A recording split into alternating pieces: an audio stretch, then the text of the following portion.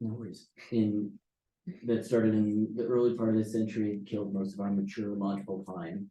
And the primary focus of our work has been accelerating the transition of those dead forests to living forests. In addition, we also do a number of forest health projects. We manage, for instance, stocking levels in areas that experience burn, and also regeneration after post harvest. We're also developing a spruce fir management program on areas in the Bears Ears region and the California park, especially interested in. Yeah. If there's anything I can do to help you guys, you need data sets, spatial layers, if it would be helpful for you to get out in the field with us, we're here for you guys. So, Yes. so what are your main priorities as of late? As of late, right now it's a salvage operation on the Rabbit Ears Pass. It's our number one priority for this Hans Peak Bears Ears district here in Steamboat Springs. So that's along the 100 road, the 302 road near Dumont campground. We are taking out the salvage there and hopefully allowing the junior cohort of lodgepole pine to establish and flourish a bit. And also there is a fuels management project on the Yampa side called the South Route Fuels Environmental Assessment, and we are managing a bit of spruce fir forest there that has been suffering pretty much ever since the end of the tie hack era. It's grown up in an even age structure for the most part. After settlers here basically clear cut the spruce for building railroad ties. The wooden parts of railroad tracks. And we were looking to introduce more age classes and more vertical diversity so that it becomes a healthier forest and supports a more robust ecosystem. Those are the big things this summer for us. Awesome. Yeah. And what does management look like for recreating multi-aged structure? In that sense, we are going to be either doing a group selection or a sanitation harvest. So basically we're creating different sized gaps depending on how many trees per acre there are. If it's especially dense, we'll create larger gaps. And if it's less dense, we'll create smaller ones. But the idea would be to create just enough shade for the shade intolerant spruce and fir species to flourish without, or just enough sunlight so that they're not outcompeted by other grasses and non-woody plant species. So we're exploring that this summer. It'll be the first time we've done that in about a few decades. So it's going to be exciting. Awesome. Yeah. And then just for their sake, I want you to, if you can kind of define salvage and also sanitation, just because I think those are common. Right. Salvage harvest basically means that we're managing a dead forest. So the mountain pine beetle, which came around 2005, 2007, killed our mature lodgepole pine, everything pretty much over 12 inches or so in diameter, and it has left these mature trees dead and basically drying out. So in the interest of public safety, and also to generate a bit of economic activity, because this is of course these trees are a public good, and it serves the American people better when this goes back into the economy a bit. We are taking those dead trees out and leaving the understory, which requires quite a bit of sunlight, and to flourish, it will grow up that much faster than if we were to leave it to fall on its own and create generally a hazardous sort of environment for people recreating and for future research, that sort of thing. It's just all piled logs. And a sanitation harvest is more targeted for green spruce and fir management. that involves creating certain size gaps, maybe 3 tree lengths or so, to reduce the trees per acre level down to a level that we would like to see as a healthy, as what we determine to be healthy for spruce and fir. So that's basically salvage involves dead trees, and sanitation and group selection is a living forest management protocol. Mm-hmm. And then when you guys remove those trees, are there different applications for uses when they're dead or alive?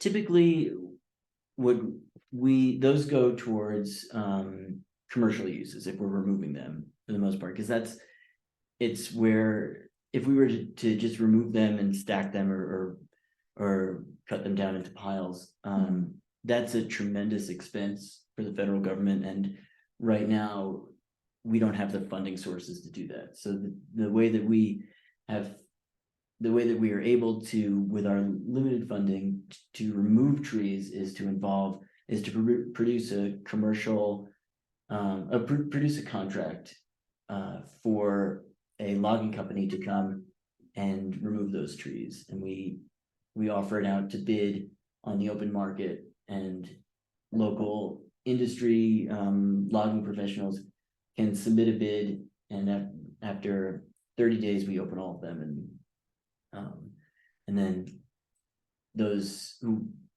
person who was awarded who is agreeing to pay, generally agrees to pay the highest price for those logs, gets to remove them and convert them into stud wood, like the stuff that builds 2x4s, and sometimes post and poles for the ranching community out here. So we're not as, I wish we had more creative solutions for removing trees. I know that YVSC is more innovative and inventive, but we're just, that's what we've determined is the best course of action for now. Yeah, it definitely works. Mm-hmm. So that's awesome. And anything else I can help you guys with? Do you guys have any questions about what Sam does or any of his projects, or anything that you're curious about with local forests, or about the beetle kill epidemic that happened in the early 2000s, or fire patterns or regimes or predictions, or we talk fire too. Anything about that? That's always kind of where my mind is at. But does anyone have any other questions? I can keep the conversation going, but I have a question. Yeah, I've for sure. heard a little bit about a beetle or something affecting our alpine firs here. Yes. That we're not quite sure yet what it is. I was wondering if you could talk a little bit about that. I mean, I can't speak to the alpine fir, but the subalpine fir is especially affected by spruce. A spruce beetle. I think it's Dendroctonus rufipenus. It's a wood-boring beetle that kind of has the same sort of life cycle as a mountain pine beetle. It burrows into larger trees, lays eggs, and as the trees, and correct me, let me know if I'm telling you things that you already know. As the tree tries to fight up those beetles, it drains its sort of life fluid, its phloem, and pushes them out, but at the same time, that's what contributes to its death. And so we have a project actually. We had a blowdown operation. In 2020, there was quite a bit of mature spruce that fell as part of a wind event. You might have heard of it. Yep, I remember that. It was early September, and it knocked down quite a lot of mature spruce and fir. So we realized that would have been a locus point for spruce beetle to come. With all these dead and down trees, it would have made for a great egg laying site, and that could have resulted in a wider spread outbreak throughout the forest. So we engaged with our entomologists in Denver to determine the best course of action, and it was a combination of commercial harvest and also a bit of solarizing some of those logs. So if you're ever interested in seeing those sites, we can take you out there. There's, if you look around Whiskey Park, which is north near Wyoming, there's quite a lot of like 12-inch logs that are just standing up in they're in a swampy area. That's how, and by, baking in the sun, they are unsuitable for beetles. Mhm. Yeah, good question. Yeah, appreciate that. So Yes. after you do like the or whatever law company comes in and does that, is there like any like plan after that, or is it just kind of like natural succession, like, or Um, is there like planting projects or anything like that? We have monitoring protocol. Every 3 and 5 years, we check on the stocking levels of. We like to see if there are any seedlings coming up, and I can, if you ever want to see exactly how it's done, we can go into the weeds a little bit. But basically, we want to see that there are 170 trees per acre coming up of typically lodgepole pine, because those are the forests that we manage. And if there aren't, after 5 years, we initiate planting projects, which we have one coming up. You might have seen it on the YBSC calendar. There's one timber sale and then burn area that just did not. There was not much recruitment afterwards, so we have taken to manually planting all the lodgepole seeds to get to that 170 trees per acre stocking level. Gotcha. I know Yeah. lodgepoles too, they drop their seed when they Yes. get hot, right? That's not Mhm. scientifically Yes. accurate, probably, No, but like, it's around. yeah, so I've kind of heard that the fires that we've been having recently are getting so hot that it's scorching the Mhm. seeds, so those lodgepoles can't come back, even if the fires are like technically supposed to help them Yes. come back. So I Mhm. just, I don't know if there's like anything you can do about that, or is that like a new Planting. thing, planting? Mhm. And Gotcha. and we'll probably monitor a bit too, because even after, we'll monitor after these trees are planted, because we're worried also about the sanitation of the soil. These especially hot Mhm. fires, it can basically remove the good smaller fungi and bacteria and the things like that get the help develop a good organic layer. Yeah. So is that like the main problem with it, that the soil is getting scorched, or is it? It's, I would say for the most part, we're having an issue. The heat from fires is scorching cones, and I guess, it's so hard to diagnose what's going on below ground, Sure. as I'm sure Yeah. like there's just so much activity that if we were to dig it up to try and monitor it, we would be altering Mhm. the state. So I think it requires more research to understand. Sure. Yeah, Thank you. yeah, sure. What's up? I was wondering, so you mentioned like, that you use geospatial layers. I was Mhm. wondering how, that plays part in this project, or if it does, Yeah, typically, well, we need to identify treatment areas as part of.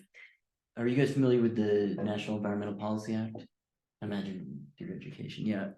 We need good spatial layers to, one, get a vegetation management project going. So we need to identify where we want to go, and we communicate that through shape files. And that with the National Environmental Policy Act, we're required to do a certain amount of surveys in areas of hydrology, soils edapology, wildlife biology, fisheries biology,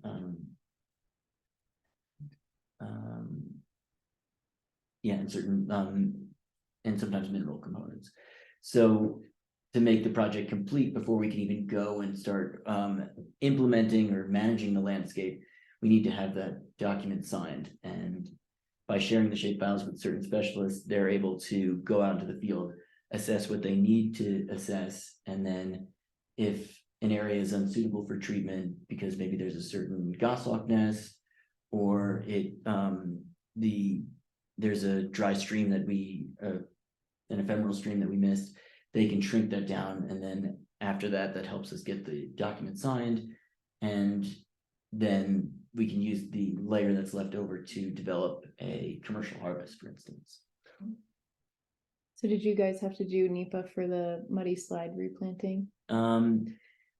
We did not, because there was already NEPA associated with the commercial timber sale there. So Mhm. that, in that document, we mentioned that there could be planting in the future, and that allowed us Right. to manage it, yeah, for this case. Cool. Gotcha. And timber sales are generally categorically excluded. In lodgepole pine, they Okay. are, but in green, spruce and fir, that's meant that now we're stepping into link suitable habitat, which in this area, there's only so much reduction of that the forest will permit, and that requires environmental assessment. Mhm. So Awesome. So you guys have companies that you contract with that help you assess that, or we do most of that in-house Okay. to determine our links mapping layers determine the link suitable habitat in the forest is determined by our wildlife biologist. And I mean, we get a certain base level of information from the Rocky Mountain region of forest out here, but the wildlife biologist has the discretion to periodically go out into the woods and look at spruce fir habitat and determine whether it's suitable for snowshoe hare, which is the primary prey for Canada lynx. Although, we don't have lynx on this forest just yet. We're hoping that by creating a suitable habitat for them in a certain amount of acres that is suitable for snowshoe hare, that the lynx will return to the forest and flourish. are there any populations nearby? They're not. Okay. I mean, a lot of us are of the mindset that, the forests here are kind of like a biogeographical island for lynx. And once they get pushed out, there's the Western Desert out here. There's those the high plains in Wyoming, North Park, and then Middle and South Park. So when they were pushed out there, a lot of us suspect that they were their populations just diminished, and Mhm. they're not ready to migrate back in. Mhm. So Cool. yeah. Interesting. I'm kind of curious Yes. about the wolf reintroduction. Oh, of course, yeah. And I would like to know how that's going. Or like, It's going, I mean, this is a little bit outside of my line of expertise, but I can Yeah. talk a little bit about it because I work with those people. We have 2 wolves, I think, that are still in North Park. There's a mature male, and I think maybe an older male and a younger male. They're of the same pack. I think at one point they dipped into Wyoming and were the females in the pack were killed off. And we are introducing another pack somewhere north of I-70 in the flat tops. Mhm. They don't even tell me where it is, but it will happen this year. Gotcha. Yeah. Mhm. Awesome. Will you talk about maybe a little bit of wildfire stuff? Like yeah, what sure. are some of the biggest challenges that you see with higher severity fires that we're having more locally, and like what are like maybe main takeaways for them to know about current Yeah. wildfire regimes? I mean, it's kind of, there's kind of 2 things that are it's one, like, yes, we're noticing that fires are becoming both more intense and more severe, but also if you look at the historical fire regimes in the route, like say the Middle Fork fire, that sort of a fire of that size in that area hadn't taken place in about 150 years, which is what we expect for how quickly for how often a stand replacing fire would take place in these forest cover types. But we've noticed that, I mean, what we're trying right now, well, you got a lot of thoughts. Let me our fires are especially intense and especially severe. So what we're learning is that the radiant heat that we normally expect is at a certain level in lodgepole pine forest is becoming too hot for the kernel to just for the wax to melt, and then for them to open up in the seeds to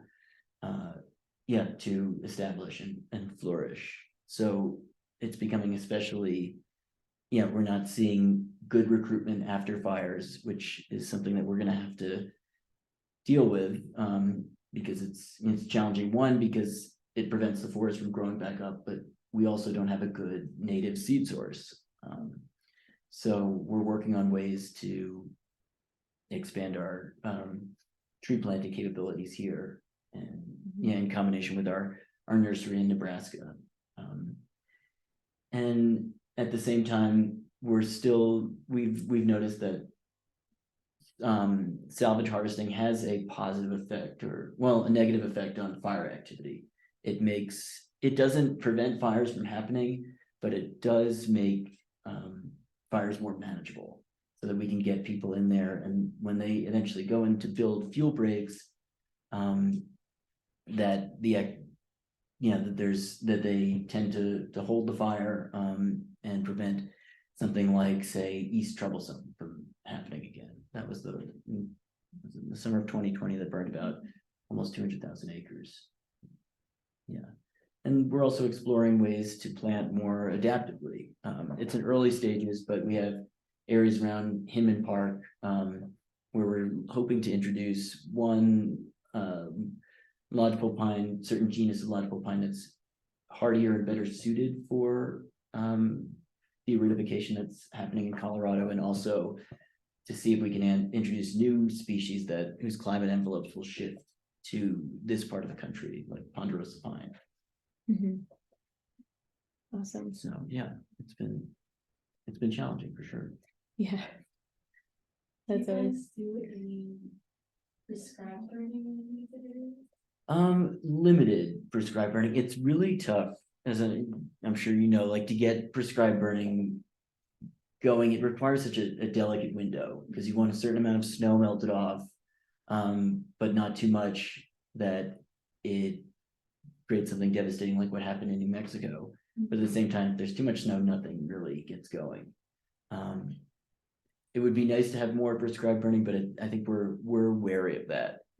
And also there's not as much public support for that sort of thing. When a fire happens through lightning or an anthropogenic source from someone outside the fire, like an errant campfire, or God forbid, arson, what happens to public property is not the fault of the federal government.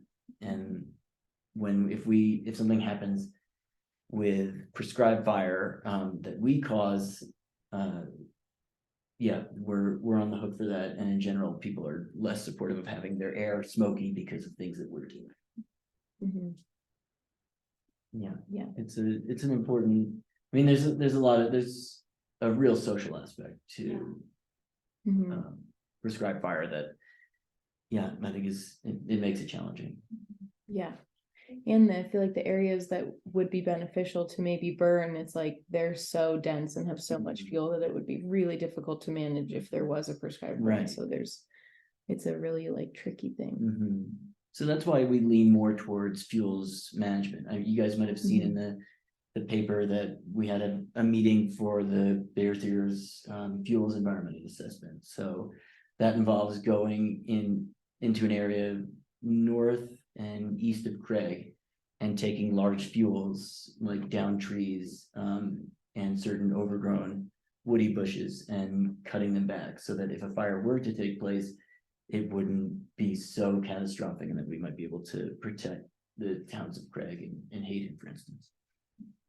Going to school in South Carolina, it Yes. seems like there is like, I don't know if this is true or just my impression from being there, is that there is more like prescribed burns going on in that part of the country. Is that more, do they have more of an ability to do that because of their climate, or like support, or why is that?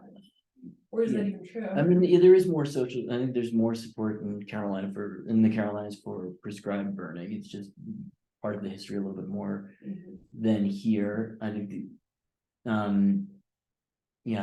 I wish I could speak more to that, but I think the ecology supports prescribed burning, and I think there's also quite a big network of roads in the forest there, which make management easier and also provide natural fuel breaks. A lot of our forests, we do have a certain number of roads here, but the topography prevents us from getting into certain steep and rugged access points. Does like the history of prescribed burns in that part of the country contribute to like what you were talking about with like less fuel? If those types of practices had been going on here, would it make it easier, or is it? If we had engaged in, or if we had limited our focus on fire exclusion through the years, we would be able to manage our fires more readily and more easily, for sure. But yeah, for so long, the mindset was that, I guess, yeah, it was that fires would be out by 10 in the morning, really, that we'd drop a crew in there and put it out. So you'll notice that, I mean, if you do a little bit of research into the route, the Route National Forest is 75% forested, when I think in the 1880s, it was 75% open, which doesn't exactly indicate, but it leads one to suspect that our fire exclusion behavior has caused this landscape to become more forested and therefore more fire prone than if it were just open meadows. Does that answer your question? Yes. Okay. Yes, thank you. Sure thing. I feel like I find an interesting pull between different people that I'm talking to between planting more trees and like removing trees. Right. And because I've been really interested in fire through my education and just generally, it seems like, yeah, like fuels mitigation feels like a good strategy and like decreased density. But then, you know, a lot of other people are like, we need to plant more trees. And I also realize that is a benefit for habitat and It is carbon sequestration, all these things. And where do you feel like, I don't know, and you don't have to have an answer for this, but like, yeah, I wish I could. the intersection of like marrying the two, it feels like you're either pro one or pro the other. And it feels, I struggle with that because, you know, YVSC wants to be a reforestation kind of entity and be more on that side of things. You know, we don't, also the Forest Service is the entity that kind of takes care of like harvesting and things, and we don't really have a hand in that. But it's tough because I feel like wildfire mitigation is a really, like, that's kind of a priority, I feel like, for our forests here. And so I just find myself like kind of toying with this like back and forth, and even in terms of like urban forestry and telling people to plant more shrubs and trees and incorporate more of the natural ecosystem. But then it's like, what is that doing for your defensible space? So I'm like always just kind of like, how do I put these things together kind of in a smart way? Like, what are your thoughts on that? You don't need an answer, but I mean, what is your take on if the forest isn't coming back the way it should? Should we be taking anthropogenic means? I'm just curious for your take first. Right. And I mean, that's always my question too, whenever we have discussions in my classes. It's like, do we continue to intervene? Like, what do we want to do here? And I do think that regenerating is helpful, but in a way that still maintains like a heterogeneous mosaic of maybe keep some areas open and like don't go ahead and replant there. And it depends on, of course, like the size of the fire and the severity and the species. If they're able to wind disperse and it's not a huge space, then like over maybe longer time, that area probably will eventually regenerate. So I think it's like, there's obviously a lot of things to think about, but like, I want to revegetate those areas. I think it's important, especially when like, you know, of course we have to consider the human component and the health of our watersheds. So, you know, I feel like it makes sense to replant, but I don't know, I guess maybe the scale is like the question that maybe. Yeah, it's tough because certain areas like after fires, we need to revegetate certain slopes, because if there's a wasting event that goes into our water supply, and that's the most important thing that our forests provide in this area is clean water. But yeah, it's a tough balance to strike, because I think nature is trying to tell us that this area should be less forested than it already is. But at the same time, the federal government has not really caught on to that as much, and their priority is reforestation. But before that, developing a steady flow of wood products into this country. Because for the most part, the American people really demand stud logs. If you look at the way that homes have grown over the years, that's the priority, that's what people want, and they communicate that by and they also vote for people who, and yeah, when they vote, those people reflect their interest, their affinities and sentimentalities. I mean, if you look at like the state of Massachusetts consumes more wood products than like the entire country of Switzerland, because homes have gotten larger there. And so to that end, we're in the federal government asks us to keep this as much of a forested ecosystem as we can. But if certain things aren't becoming, if the forest isn't returning to its state, maybe that's a sign that it should be back into an open meadowed space like it was in the 19th century. Right. And then there's like the really existential, like geologic time, like everything is different than it was, a million years ago. So it's like, sometimes I get in this space where I'm like, is this even something we should be doing? Kind of like you were saying. And, I do feel like nature will kind of always win eventually. Right. Eventually the carbon will get sequestered. Right.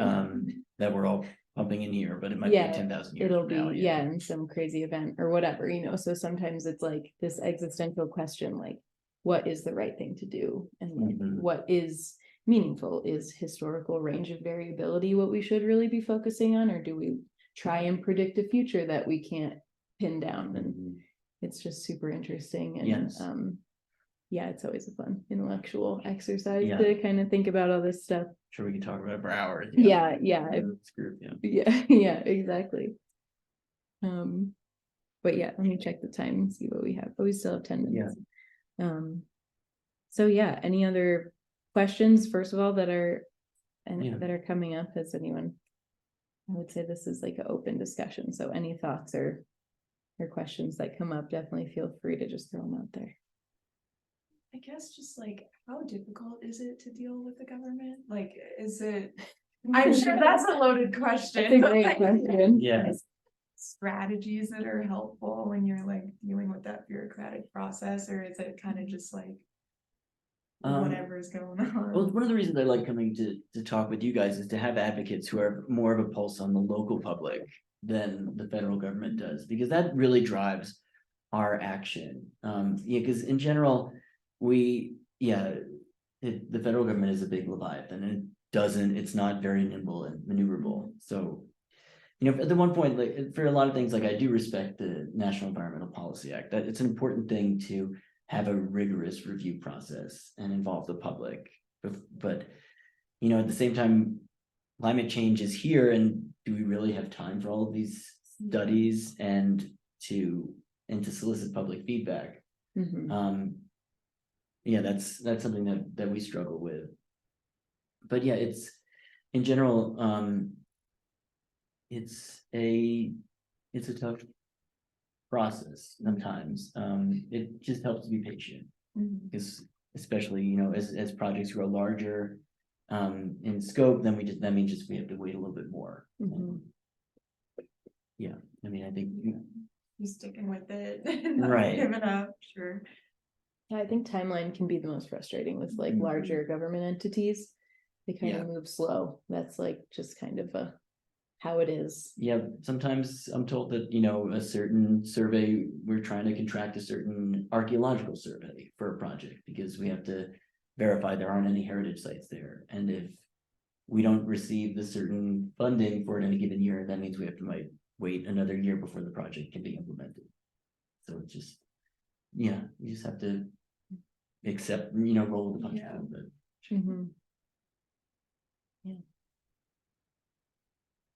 Okay. Well, and if you guys ever have, if there's anything, any data or field visits that we can, if any of your projects are interesting to you for your intern project, we're happy to take you out. So have you been working with Ryan on any of the planting stuff? Are you coming this week to? Yeah, that's our project. Okay. Great. So Ryan, we've been working with Ryan, I think, since this winter, to get that organized. So, we've got, planting project, which is exciting we wanted it to be in the Silver Creek burn scar because everyone had been doing regeneration surveys there. But that's another thing with the federal government, was we determined that we needed, a categorical exclusion to be developed before we could even get out and start planting. So even though there's a need for this, and the need is actually right now, we have to wait, at least a year before we can get the authorization to implement that project. But that would be categorically excluded of revegetation for the Silver Creek? Yes, it Or- would. okay. It would be, it's a pretty simple CE, but we just need, we didn't get the archaeological site, the archaeological survey requirements. We weren't able to get those this summer, so. And I feel like those people are really hard to pin down in this Mhm. area. We don't really have We have a ton of limited, resources for that. yeah, we have a few archaeologists, but for a lot of cases, they contract out their work, and there's just not very many. It's a specialized sort of work, and ultimately it's necessary because this is in our land. Mhm. Originally, it belongs to the tribes, and we should be respectful of what's out there. Mhm. Yeah, So, but they find cool stuff yeah. in this area. So, yeah, one of our projects on rabbit ears is right by the Windy Ridge special interest area, the flint knapping site Mhm. for the tribes out there. So, yeah, I'm sure we'll after surveys happen this summer, we'll have quite a number of new sites to avoid for sure. Right. A whole nother complication. Yeah. but Still very That's fine. cool. Yeah, Yeah, it's important to be respectful. yeah, of that. a worthwhile obstacle. Mhm. Awesome. Great. Yeah. Well, if we don't have any other questions for Sam, we're just a few minutes short, but that's no big deal. Yeah. That's fine. Yeah. So thank you guys. And let me know as always, if you have any other questions about projects or any questions for Sam. Yeah. And I'm gonna Does that stop. helps really